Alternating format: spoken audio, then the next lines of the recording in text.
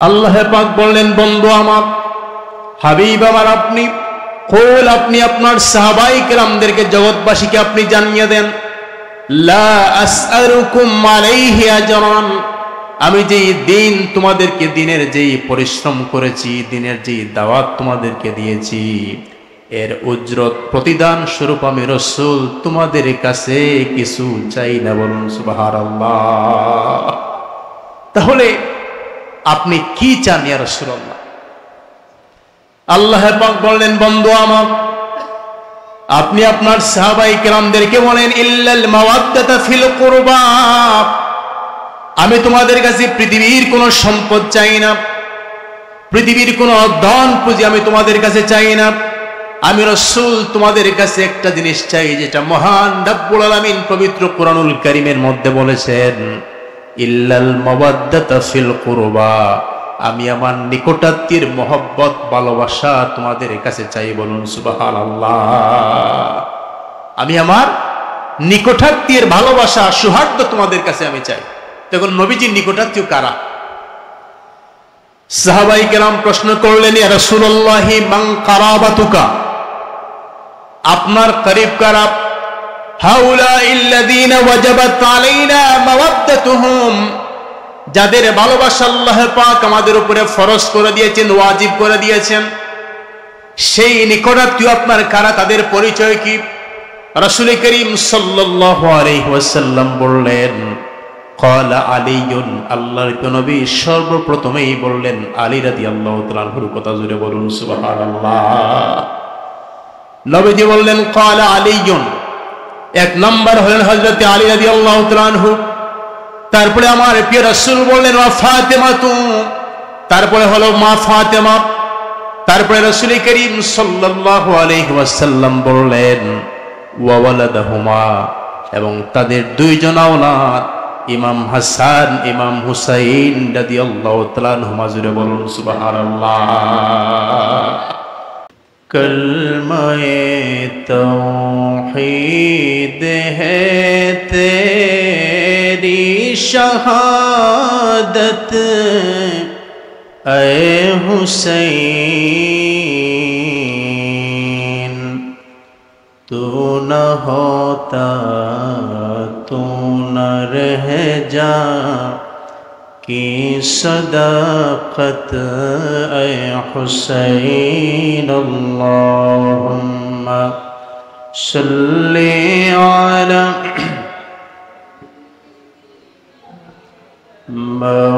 मौलाना मुहम्मद व अला आलि, जुरे मौलाना। सुबहानल्लाह वल्हम्दुलिल्लाह, ला इलाहा ला इलाहा ला इलाहा ला इलाहा इल्लल्लाहु मुहम्मदुर रसूलुल्लाह सल्लल्लाहु अलैहि वसल्लम। أما بعد فأعوذ بالله من الشيطان الرجيم. قل لا أسألكم عليه أجرا إلا المودة في القربى. صدق الله العظيم وصدق رسوله النبي الحبيب الكريم. সম্মানিত সুধী, আপনারা শুনলে আনন্দিত হবেন। আজকের এই মহতী আয়োজনে যিনি বাদ এশা আলোচনা পেশ করবেন, উস্তাজুল মুকাররম, আমার অত্যন্ত শ্রদ্ধভাজন পিতৃতুল্য, চট্টগ্রাম 11 বছর থাকা অবস্থায় আমি যার কাছ থেকে অনেক স্নেহ, ভালোবাসা এবং কিভাবে ওয়াজ করতে হয়, কিভাবে আলোচনা শুরু করতে হয়, এগুলা সবগুলো আমি আমার উস্তাজের কাছ থেকে আমি শিখেছি। খতিবে বাঙ্গাল হজরত আল্লামা নূর মোহাম্মদ সিদ্দিকী মাদ্দাজিল্লাহুল আলী, আল্লাহ পাক যেন হুজুরের নেক হায়াতকে দারাজ করেন, বলুন আমিন। আপনারা হুজুরের জবান থেকে বা দেশা আলোচনা শ্রবণ করবেন, আহলে বায়তে রসুল এবং কারবালার সেই ঐতিহাসিক প্রান্তন নিয়ে হুজুর আপনাদের খেদমতে আলোচনা উপস্থাপন করবেন। সম্মানিত উপস্থিতি, আমি আপনাদের খেদমতে আহলে বায়তে রসুল সাল্লাল্লাহু আলাইহি ওয়াসাল্লামের পরিচয়, কেন আজকের এই আয়োজন, এই আয়োজনের মধ্যে আমাদের উপকার কি, এবং কেন আমরা আহলে বায়তে রসুল সাল্লাল্লাহু আলাইহি ওয়াসাল্লামকে আমরা ভালোবাসি, কেন আমাদের পরিচয় হুসাইনি মুসলমান, এই সম্পর্কে আমি কিছু আলোচনা আজকে করব ইনশাআল্লাহ। সম্মানিত হাজিরিন, আল্লাহ পাক এই পৃথিবীর মধ্যে একটি পরিবারের ভালোবাসাকে আল্লাহ পাক আবশ্যক করে দিয়েছেন, ওয়াজিব করে দিয়েছেন। জুড়ে বলুন সুবহানাল্লাহ। একটি পরিবারের মহব্বতকে, ভালোবাসাকে, আর সেই পরিবার হচ্ছে আমার প্রিয় নবী সাল্লাল্লাহু আলাইহি ওয়াসাল্লামের আহলে বায়ত। জুড়ে বলুন সুবহানাল্লাহ। যাদের ভালোবাসা হচ্ছে ঈমান, যাদের ভালোবাসা হচ্ছে ঈমান, এবং যারা হচ্ছেন কিয়ামতের কঠিন ময়দানে আমাদের কান্ডারি। মহান রব্বুল আলামিন পবিত্র কোরআনুল কারীমের সূরা শূরা এর 23 নম্বর আয়াতের মধ্যে আল্লাহ পাক পিয়ার রাসূল সাল্লাল্লাহু আলাইহি ওয়াসাল্লামকে বলেছেন, হাবিব, আপনি আমার গোলামদেরকে বলেন আপনার আহলে বায়ত, আপনার পরিবারের ভালোবাসাকে আমি আল্লাহ পাক প্রত্যেক মুমিনের উপরে আমি ফরজ করে দিলাম। জুড়ে বলুন সুবহানাল্লাহ, সুবহানাল্লাহ। যেমন এই আয়াত নাজিরের প্রেক্ষাপটে একটি আলোচনা এসেছে, সেটা হলো যে রাসূল করিম সাল্লাল্লাহু আলাইহি ওয়াসাল্লাম যখন দ্বীনের দাওয়াত দিলেন, নামাজ, সুশীল সমাজ বিনির্মাণে এবং মানুষকে তাকওয়াভিত্তিক জীবন ব্যবস্থা, মানুষের পারিবারিক, সামাজিক, রাষ্ট্রীয়, অর্থনৈতিক সকল অঙ্গনকে কীরকম সুচারুরূপে গোছানো যায় এবং ইসলামের আলোকে নিজের জীবনকে পরিচালনা করা যায়, এই সম্পর্কে রাসূলুল্লাহ সাল্লাল্লাহু আলাইহি ওয়াসাল্লাম যখন দাওয়াত দিলেন, তখন অনেক সাহাবায়ে কেরাম চিন্তা করলেন যে নবীজি আমাদের জন্য এত পরিশ্রম করেন, নবীজি আমাদের জন্য এত কষ্ট করেন, এত কষ্ট করে আমাদেরকে দাওয়াত দেন, আমরা এর বিনিময়ে আল্লাহর রসুলকে কিছু, রসুল করিম সাল্লাল্লাহু আলাইহি ওয়াসাল্লামের জন্য কিছু অর্থের আমরা ব্যবস্থা করি। যেহেতু রসুল করিম সাল্লাল্লাহু আলাইহি ওয়াসাল্লাম ওনার পরিবার পরিজন চালানোর পাশাপাশি তিনি আমাদেরকে দ্বীনের প্রতি দিককার তিনি তারবিয়ত প্রদান করেন। এই চিন্তা করে সাহাবায়ে কেরাম কিছু সম্পদ, যেগুলা আন্তর্জাতিক পরিমণ্ডলে যেগুলার ডিমান্ড আলাদা, এই কিছু সম্পদ নিয়ে সাহাবায়ে কেরাম নবীজির সামনে রেখে দিলেন যে, ইয়া রাসূলুল্লাহ, আপনি আমাদেরকে দ্বীন শিক্ষা দিয়েছেন, আপনি আমাদেরকে ইসলাম শিক্ষা দিয়েছেন, আপনি আমাদেরকে নামাজ শিক্ষা দিয়েছেন, আপনি আমাদেরকে মানবতা শিক্ষা দিয়েছেন, এর বিনিময় স্বরূপ আমরা তো আপনাকে কিছুই দিতে পারব না, আমাদের পক্ষ থেকে এই ক্ষুদ্র কিছু হাদিয়া আমরা আপনাকে দিতে চাই। কিসের বিনিময়? দ্বীনের বিনিময়। রাসূল করিম সাল্লাল্লাহু আলাইহি ওয়াসাল্লাম কি দ্বীনের উজরত এবং প্রতিদান স্বরূপ আল্লাহ নবী কি কিছু নিবেন? একটা আওয়াজ দিয়ে বলেন, নিবেন না। রাসূল করিম সাল্লাল্লাহু আলাইহি ওয়াসাল্লাম এই কথা শ্রবণ করে আমার নবীজি নীরব নিস্তব্ধ হয়ে গেলেন, অপেক্ষা করলেন আল্লাহর পক্ষ থেকে আয়াত নাজিলের। জোরে বলুন সুবহানাল্লাহ।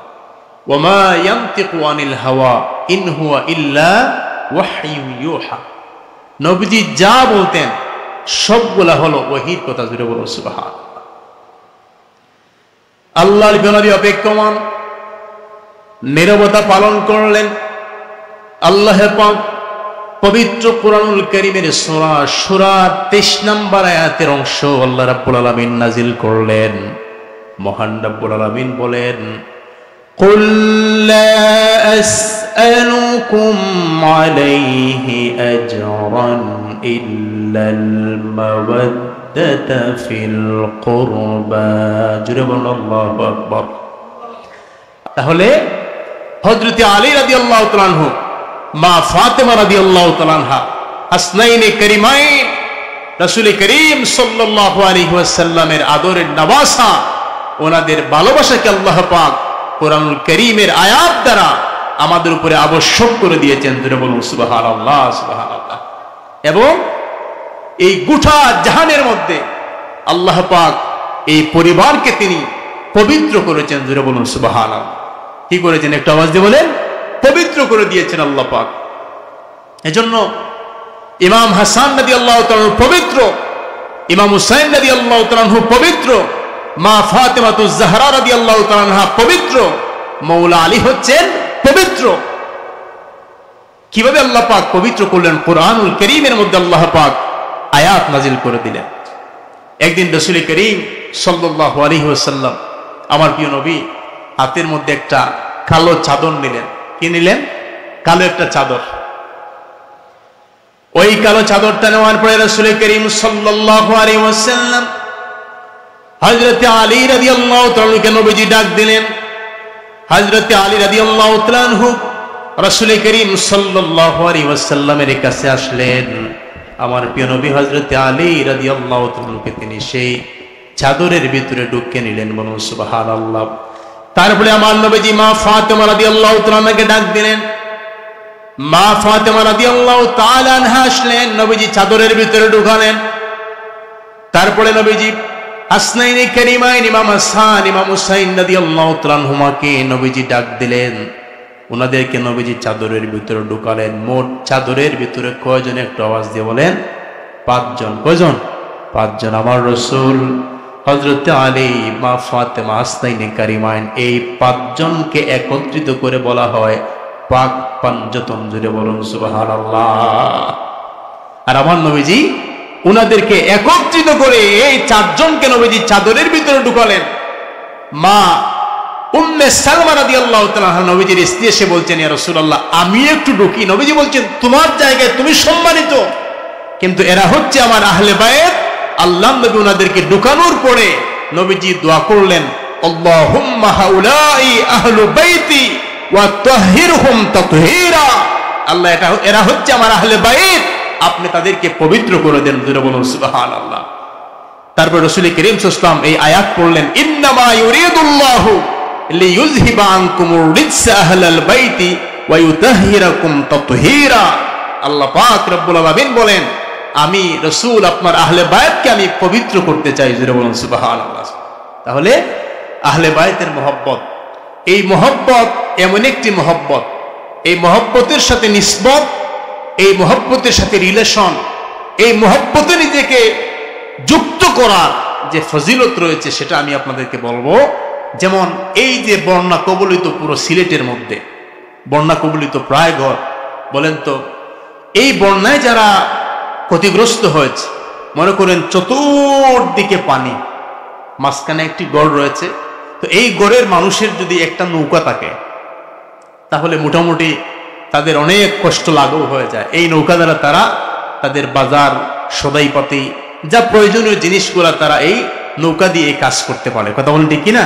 তাহলে বন্যার মধ্যে সবচেয়ে উপকারী যে বাহন, এর মধ্যে অন্যতম একটা বাহন হচ্ছে কি? একটু আওয়াজ দিয়ে বলেন, নৌকা।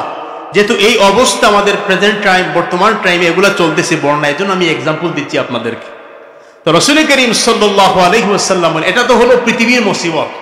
তো পৃথিবীর মুসিবতে যদি আমাদের নৌকার প্রয়োজন হয়, কিয়ামতের মুসিবতে নৌকার প্রয়োজন আছে কিনা? একটু আওয়াজ দিয়ে বলেন, আছে কিনা?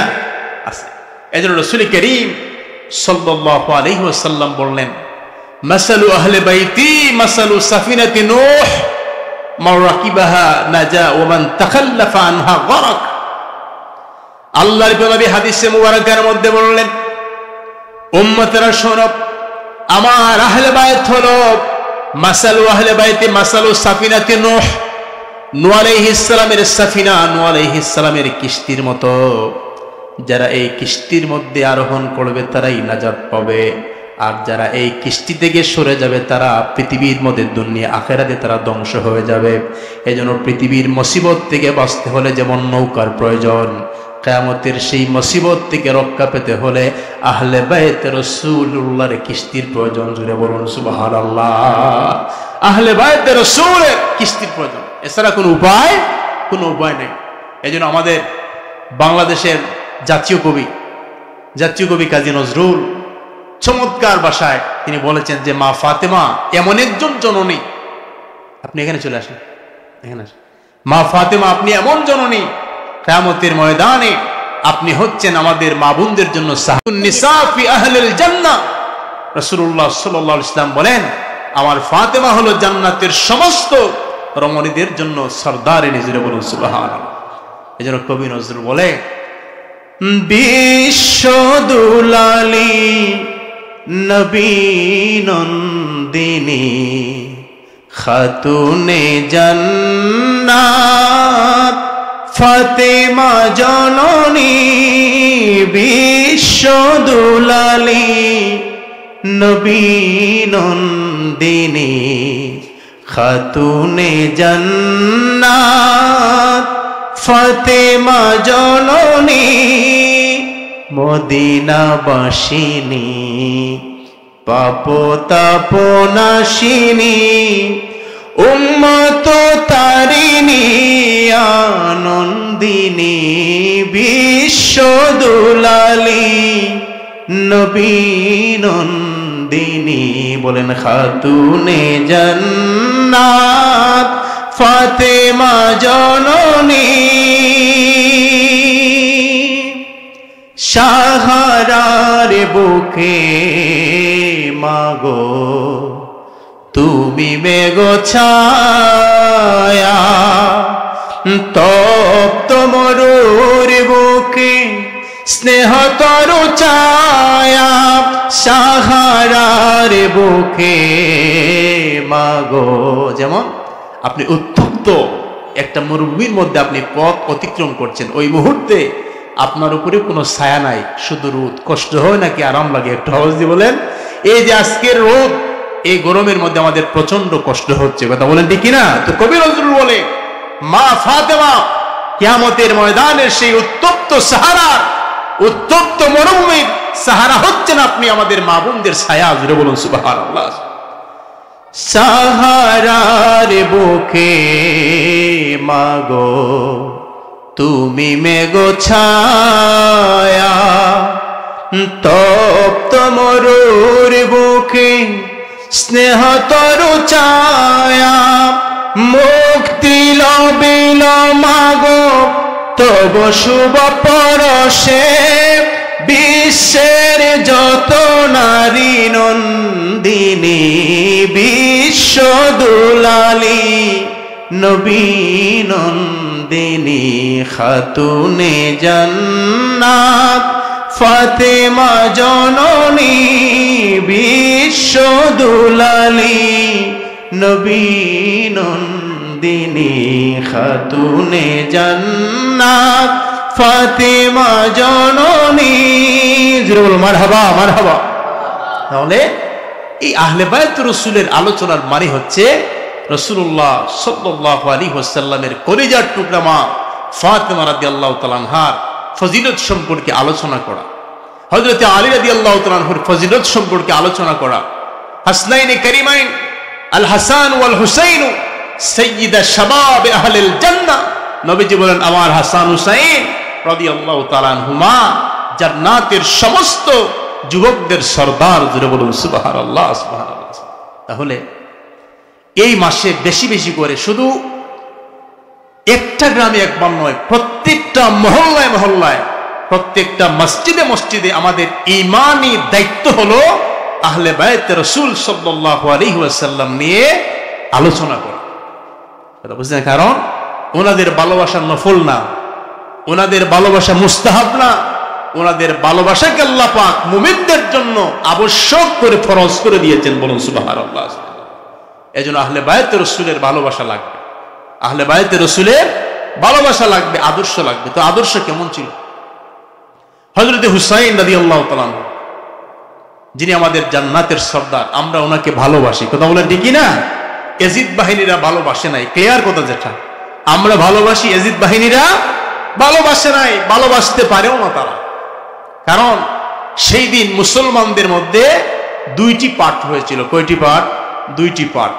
এক পার্ট হচ্ছে হুসাইনি মুসলমান, আর আরেক পার্ট হচ্ছে ইয়াজিদি মুসলমান।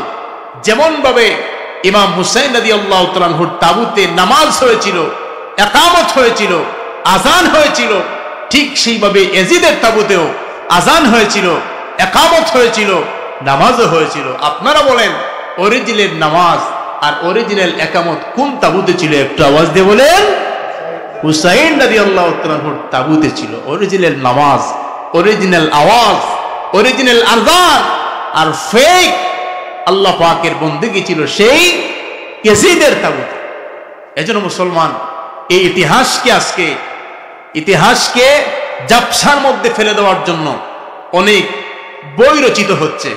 কেউ বলছে ইয়াজিদ রাদিয়াল্লাহু তাআলা আনহু, কেউ বলছে ইয়াজিদ 100 রাকাত নামাজ পড়তো, কেউ বলছে যে এত সাহাবী থাকার পরেও, এটা মোটামুটি এই বছর ডেলিভারি দিছে এটা, যে এত সাহাবী থাকার পরেও ইয়াজিদের শাসন ক্ষমতা পরিচালনার সেই যোগ্যতা সাহাবায়ে কেরামের ছিল না, ইয়াজিদের নাকি ছিল। একটু জোরে বলুন নাউজুবিল্লাহ।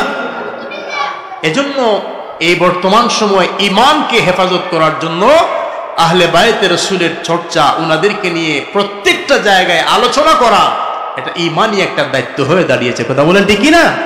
কারণ ইমাম হুসাইন রাদিয়াল্লাহু তাআলা কেমন ছিলেন? ইয়াজিদ পবিত্র কোরআন সে অবশ্যই পড়তে পারত।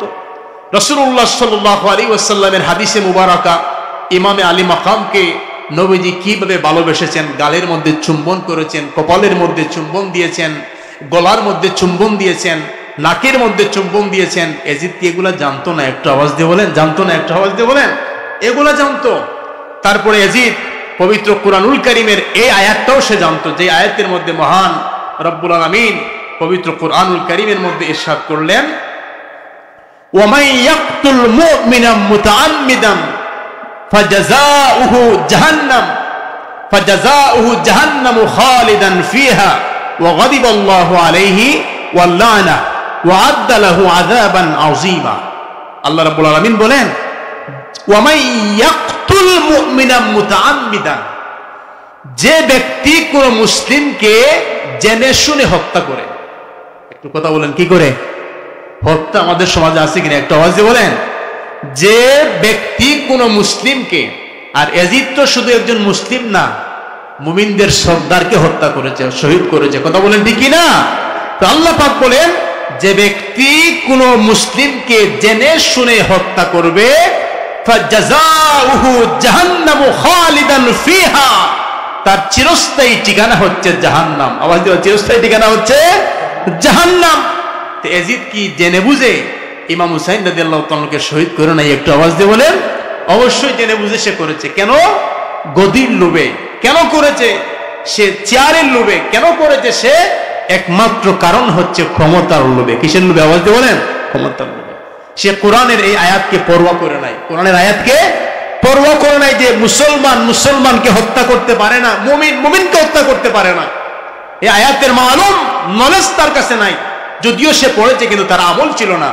কিন্তু আমার ইমাম হুসাইন রাদিয়াল্লাহু তাআলা আনহুর কুরআনুল কারীমের প্রতি কি প্রেম ছিল, কি মহব্বত ছিল, আপনারা একটু শুনেন। ইমাম হুসাইন রাদিয়াল্লাহু তাআলা আনহুর ঘরে একদিন অনেক মেহমান আসলেন।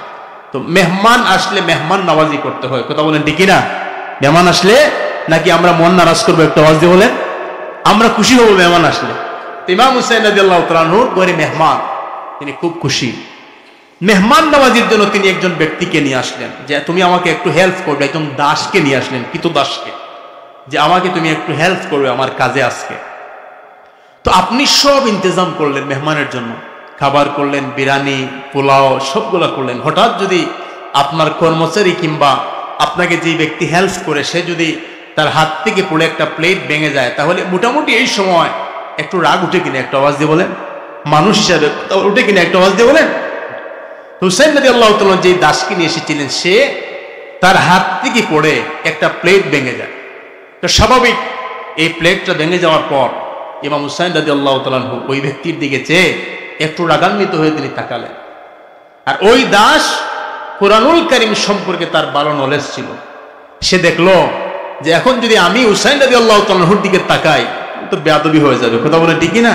তাহলে হুসাইন রাদিয়াল্লাহু তাআলাকে ঠান্ডা করতে হলে আল্লাহর কুরআনুল কারীমকে এর ভিতরে ঢুকিয়ে দেয়। জোরে বলুন সুবহানাল্লাহ। ওই দাস ওনার দিকে চেয়ে বলছে, আল কাযিমিন আল গাইস, আল কাযিমিন আল গাইস। এই ইমাম হুসাইন রাদিয়াল্লাহু তাআলা, আল্লাহ কোরআনে বলেছেন মুমিন তার রাগকে সে নিয়ন্ত্রণ করতে পারে। জোরে বলুন সুবহানাল্লাহ। যখন ওই দাসটি ইমাম হুসাইন রাদিয়াল্লাহু তাআলাকে বলল মুমিন তার রাগকে কন্ট্রোল করতে পারে, এই আয়াতটা শোনার, আয়াতের অংশটা শোনার সঙ্গে সঙ্গে ইমাম হুসাইন রাদিয়াল্লাহু তাআলা বললেন, দাস এই মুহূর্তে আমি আমার রাগকে আমি কন্ট্রোল করে নিলাম। জোরে বলুন সুবহানাল্লাহ। তারপরে ওই দাসটি বলল, ওয়াল আফিনা আনিন নাস, মুমিন মানুষদেরকে ক্ষমা করে দেয়, মুমিন রাগ ভিতরে পোষণ করে না, মানুষের প্রতি বিদ্বেষ পোষণ করে না, মুমিন সব সময় মানুষদেরকে ক্ষমা করে দিতে পছন্দ করে। যখন ওই দাস ইমাম হুসাইন রাদিয়াল্লাহু তাআলাকে বলল ওয়াল আফিনা আনিন নাস, মুমিন সব সময় মানুষদেরকে ক্ষমা করে দেয়, এই ছোট্ট আয়াতের অংশ শোনার সঙ্গে সঙ্গেই ইমাম হুসাইন রাদিয়াল্লাহু তাআলা বলেন, আমি এই মুহূর্তে তোমাকে ক্ষমা করে দিলাম। জোরে বলুন সুবহানাল্লাহ। তারপরে ওই দাসটা চালাক ছিল, বলো আল্লাহু ইউহিব্বুল মুহসিনিন, আল্লাহ পাক অনুগ্রহকারী বান্দাদেরকে তিনি পছন্দ করেন, আল্লাহ পাক ভালোবাসেন।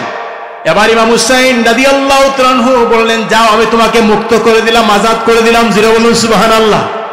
তাহলে মুমিন বান্দা যখন কুরআনুল কারীম তেলাওয়াত যখন সে শুনে, তখন তার হৃদয়টা নরম হয়ে যায়, জাদাতুম ঈমানা, ঈমানের নূর তখন বেড়ে যায়। এর প্র্যাকটিক্যাল অবস্থা ছিল ইমাম হুসাইন রাদিয়াল্লাহু তাআলা আনহুর। জোরে বলুন সুবহানাল্লাহ।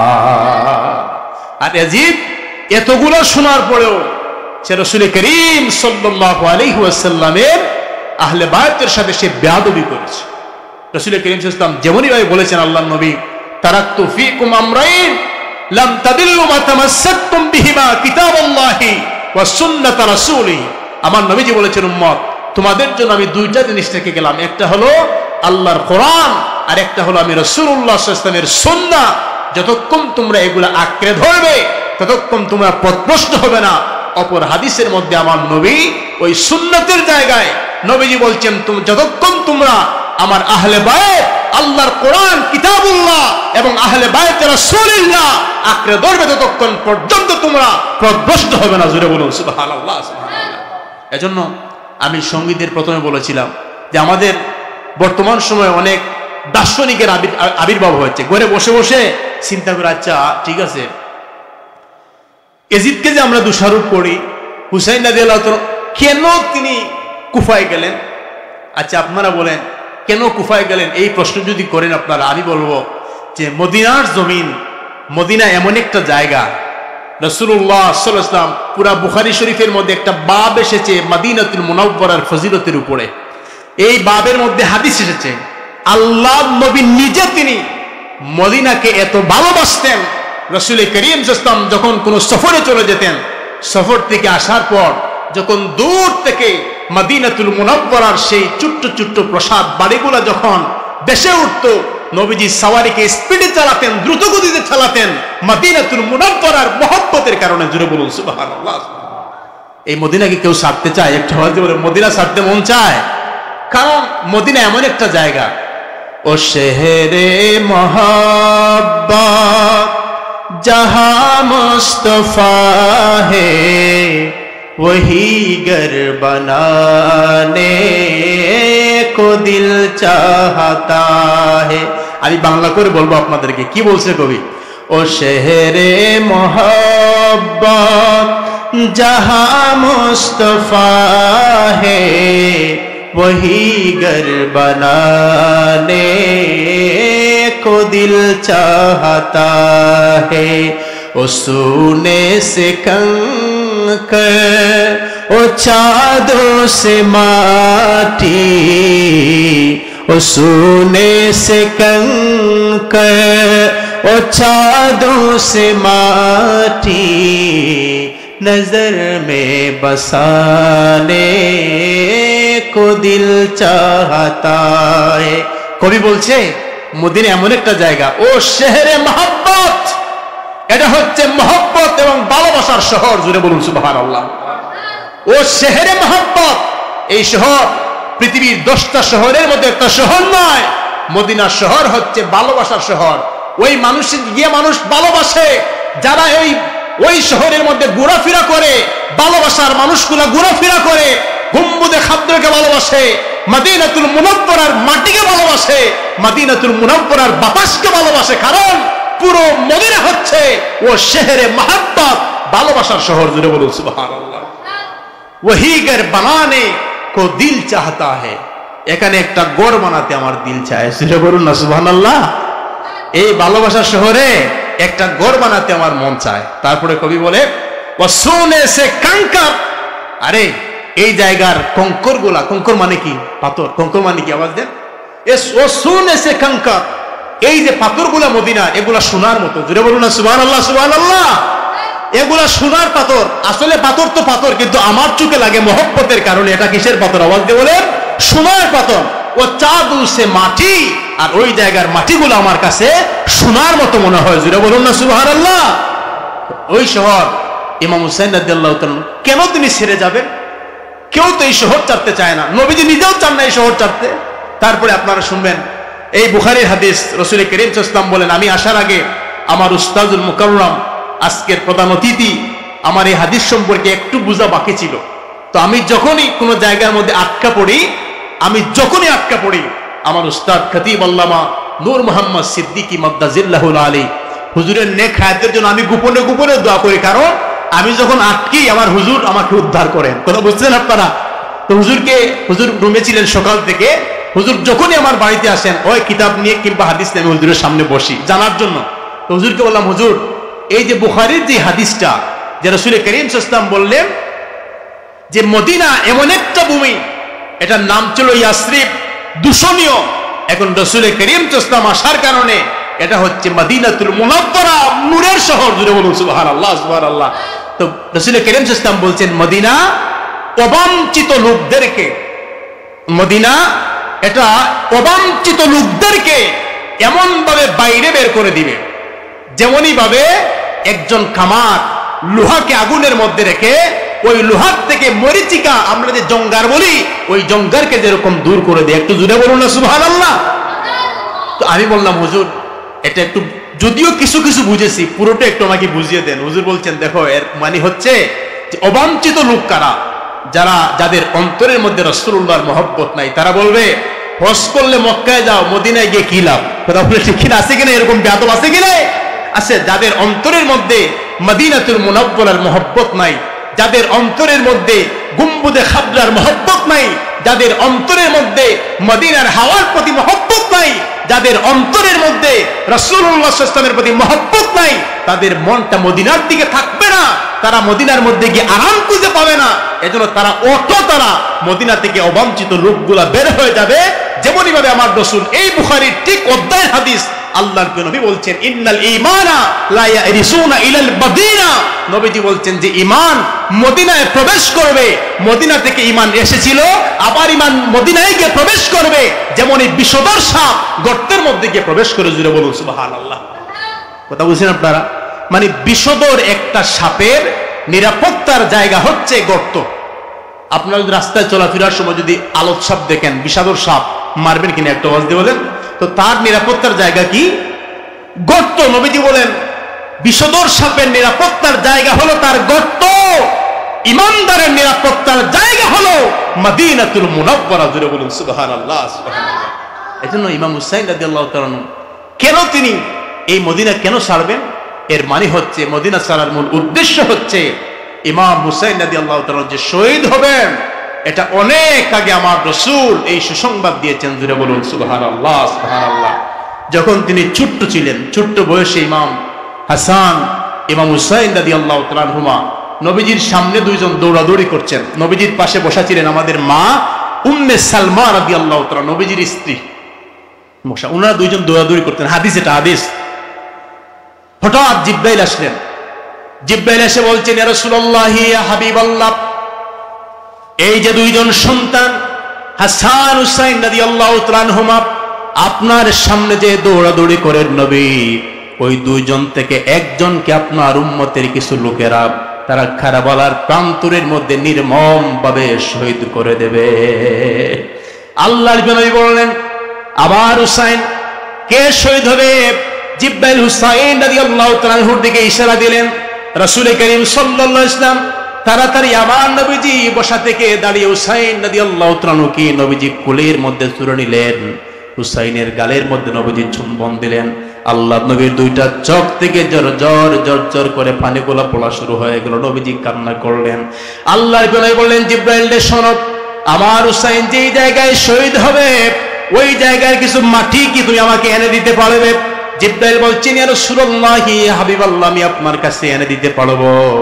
এবার জিব্রাইল কারবালা থেকে কিছু মাটি এনে আল্লাহর নবীর হাত মুবারকের মধ্যে দিলেন। আল্লাহর নবী ওই মাটি থেকে তিনি গ্রাণ শুকলেন। গ্রাণ নেওয়ার পরে নবীজি বললেন, কারবালা ধ্বংস হোক, কারবালা ধ্বংস হোক।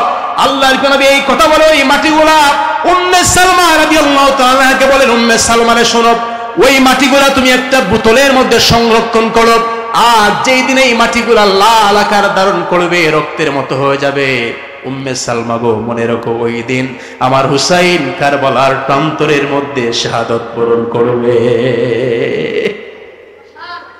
এগুলা তিনি জন্মের সাথে সাথেই ওনার শাহাদাতের সেই সংবাদটা চতুর্দিকে ছড়িয়ে পড়েছিল। যেই দিন এই মাটিটা লাল হবে, আমার হুসাইন কারবালার প্রান্তরে শহীদ হবে। মা উম্মে সালমা রাদিয়াল্লাহু তাআলা আনহা বলেন, আমি প্রতিদিন ওই মাটির দিকে তাকাতাম, প্রতিদিন ওই মাটির দিকে তাকাতাম। কিন্তু যেই দিন মুহররম মাসের 10 তারিখ আসলো, সেই দিন ওই মাটির দিকে যখন তাকালাম, ওই দিকে ইমাম হুসাইন রাদিয়াল্লাহু তাআলা শহীদ হলেন। ওই দিকে আল্লাহর নবীর ভবিষ্যৎবাণী, নবীজি যা বলেছেন, সেই মাটিগুলো লাল আকার ধারণ করলো। জোরে বলুন সুবহানাল্লাহ, সুবহানাল্লাহ, সুবহানাল্লাহ। এজন্য ইমাম হুসাইন রাদিয়াল্লাহু তাআলাকে আমরা ভালোবাসি। কথা বলেন ঠিক না? কারণ ইমাম হুসাইন রাদিয়াল্লাহু তাআলার সঙ্গে আমার নবী ছিলেন।